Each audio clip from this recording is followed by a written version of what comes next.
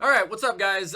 This is actually going to be recorded on Thursday night because I'm having inspections on Friday and I don't want people barging in and interrupting me when I'm making my videos more than they already do. So the reason I'm telling you guys that is in case some huge free agency move happens, I'm sorry that I'm not talking about it because like I said, this is pre-recorded. Interestingly enough though, Allen Robinson just went to the Rams. Good? That's awesome like it is, but what are they gonna do with Robert Woods or Odell? I thought Odell wanted to go back, like what? So who knows what the Rams are up to, but it's a good place for Allen. He actually has a quarterback. Alright, what is going on guys, and welcome back to another video. For today's video, I'm going to be going through and telling you guys 10 NFL players that I was dead wrong about. Now, when I say I was wrong about them, I want to make sure that you guys know it could be a draft bust, it could be they had one good year and I was really high on them. Either way, I praised these guys, I had their backs, and when the dust cleared at the end of the day, I was just basically a giant clown. One quick thing before we hop into the video, head over to gfuel.com, use code WyattzWorld, save yourself a discount on any G Fuel products. Alright, let's hop into the video.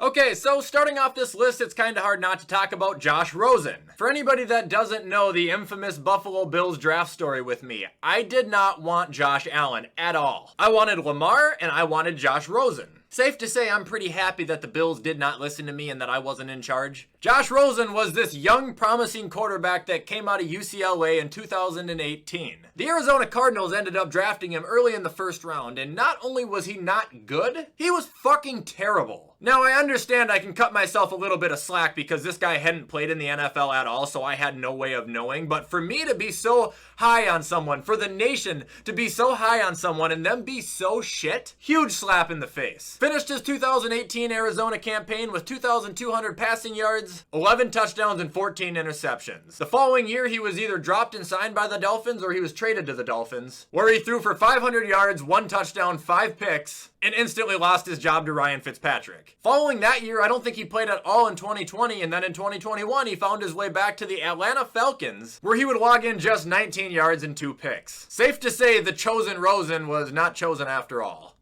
And up next on the list, we've got Sammy Watkins. Now, I know, he's not terrible. He's not a big bust or anything like that. But the standards I held above his head after his first couple seasons in Buffalo were not met. Dude, I thought Sammy Watkins was this, 1,000-yard, 8-touchdown guy every single year. No, he never hit it again once it happened that one time the second year he was in the league. And he's been on like 3 or 4 different teams since then. He's always kind of served as that, number 2, number 3 receiver guy. He's going to get you 500 yards and 3 touchdowns every single year, and there's nothing wrong with it. But when a guy is trying to put you in like a top 10 conversation, you make him look really fucking dumb. Got lots of love and respect for Sammy, but he did not become the guy I thought he was.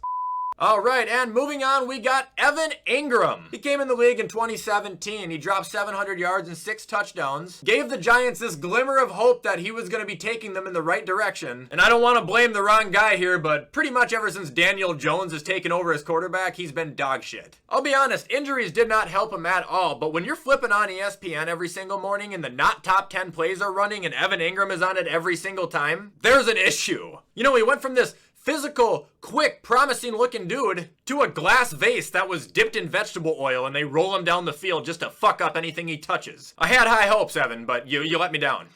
And moving on to our next guy, I had to throw a Viking in here. We'll take Mike Hughes. Trust me, I could have thrown a lot of people out here, but I did think he was going to be an electric corner. Not the biggest person out there, but he can move, he can jump. In college and in the combine, he made it seem like he was capable of covering anybody, no matter how small he was. So what did the Vikings do? They drafted him in the first round. I think it was 2018 as well. Tore his ACL instantly. And then when he got back to playing, he just got burnt, toasted, torched, burnt, toasted, torched again, thrown in an oven, rolled in breadcrumbs, and baked until golden brown. Not sure how he's doing with Kansas City. If he's making big plays, good for you, bravo, Mike. But as far as a Vikings fan goes, you took my hopes and dreams and shoved it up my own ass. Mike Hughes did not live up to my hype.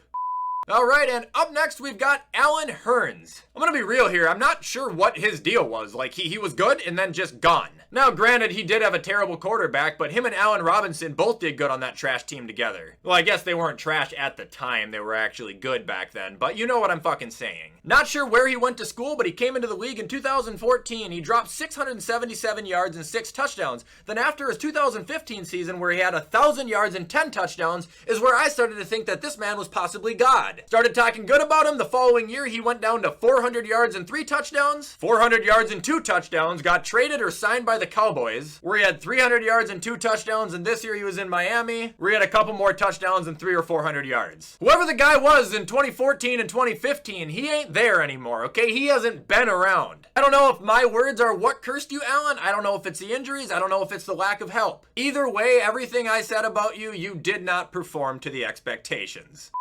Okay, and up next, we're moving on to John Ross. Bengal fans, sorry about this. You guys are in good hands now, but they selected John Ross 9th overall, I want to say 2017 or 2018. A lot of these guys are coming out of there. He was supposed to be a speed demon. Dude, you could just sit on YouTube and watch highlights of this guy. You could watch his combine tapes. He flew down the field. He had everything in him to be, you know, the next Tyreek. Fairly certain either me or my friend drafted him in like the 2nd round in fantasy football. Like, I mean, he was a big deal. And then after he got picked, he did not play, I don't think, a snap of his rookie season because he either was hurt or something. And then the next 3 seasons in Cincinnati, he barely did shit until he got cut and signed by the Giants. John Ross has been in the league for a total of 5 years, and he has put together a combination of 957 yards and 11 total touchdowns. As a man who just wanted to be a fan of a new and young upcoming receiving talent, I was put to shame. I was put in a fucking body bag. Thanks, John.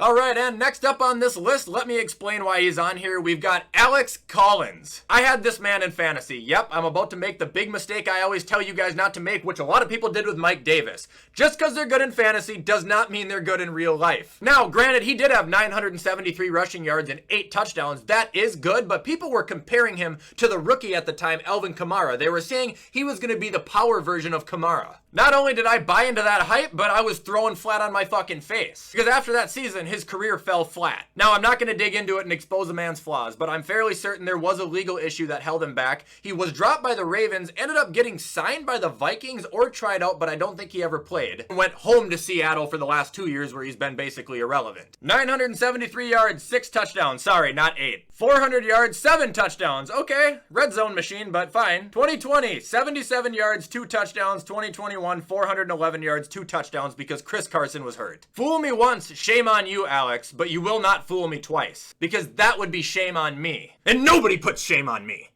Up next, sticking with the running backs, we've got Kerryon Johnson.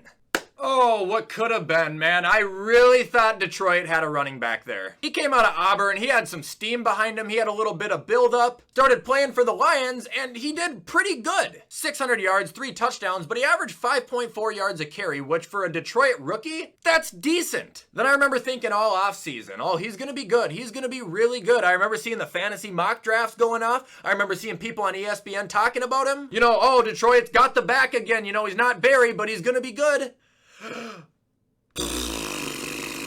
The following season, he dropped to 400 yards, remained at 3 touchdowns, but went from 5.4 yards a carry to 3.6. Season after that, his production got cut in half where he only had 181 total yards and 2 more touchdowns before getting released and then picked up by the Eagles and then dropped again, and now I think he was supposed to be on the fucking 49ers, but he never played. Either way, the buildup that he had coming into the league and after that first season instantly died. And for that Kerryon, I spent a night in the circus.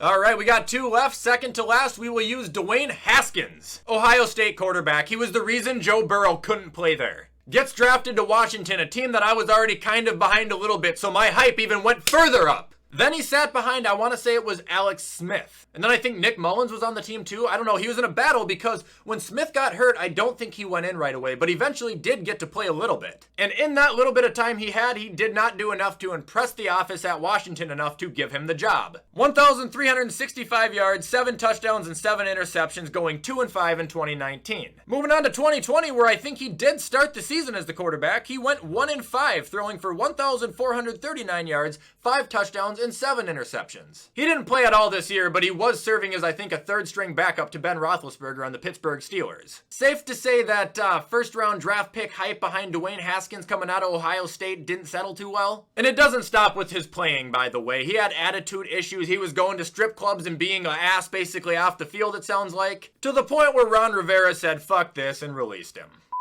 Alright, and last but not least, I like to try and save the best for last, we've got Kelvin Benjamin. Did anybody actually think he wasn't going to be good after his rookie season? He was 6'5" with 1,000 yards and 9 touchdowns. That's promising.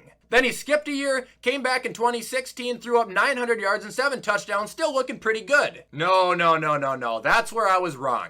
Following season, he did barely anything in Carolina, got traded to none other than Buffalo, threw up like 200 yards for us, 1 touchdown, and basically served as nothing but fucking worthless. Then he stayed around through the offseason and remained in Buffalo for the 2018 season until he was traded to Kansas City. In Buffalo, he had 350 yards and 1 touchdown. In Kansas City, he had 20 yards for 0 touchdowns, and that was the last year he ever played. Kelvin Benjamin, you made me look like the biggest ass clown on planet Earth.